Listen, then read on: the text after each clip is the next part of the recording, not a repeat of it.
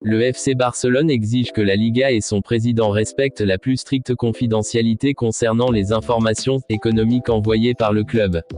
Le FC Barcelone informe également la Liga qu'il renonce à son droit de continuer à faire partie du groupe de clubs qui occupe un siège au sein de l'actuel comité de délégation de la Liga.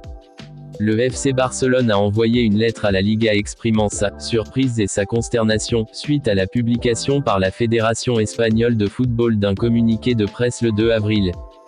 Le club n'a pas été informé au préalable de cette déclaration de la part de la Liga et n'a pas donné son approbation, ce qui a incité le club à envoyer une lettre demandant à la Ligue, à son président et à l'un de ses membres de s'abstenir de commenter ou d'évaluer toute information financière envoyée par le club catalan, étant donné qu'elle est confidentielle.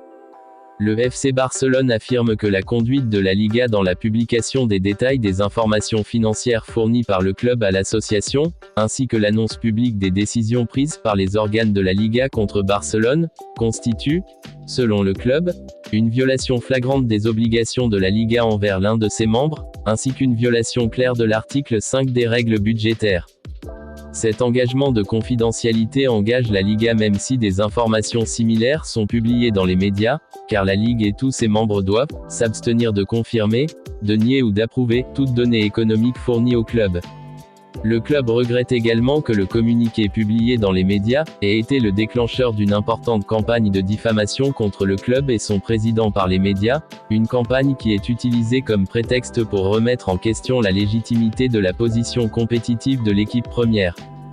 Parmi les critiques de Barcelone à l'encontre de la Liga figurent les déclarations publiques de son président, Javier Tebas, contre certains joueurs du club, comme Dani Olmo et Pau Victor, qui étaient légalement inscrits, comme l'a confirmé le Conseil supérieur des sports dans sa décision rendue le 3 avril 2025. Ces déclarations du président de la Liga sont considérées comme une tentative claire de déstabilisation du championnat, ce qui est inacceptable, étant donné qu'elles proviennent du plus haut responsable de l'instance organisatrice de la compétition.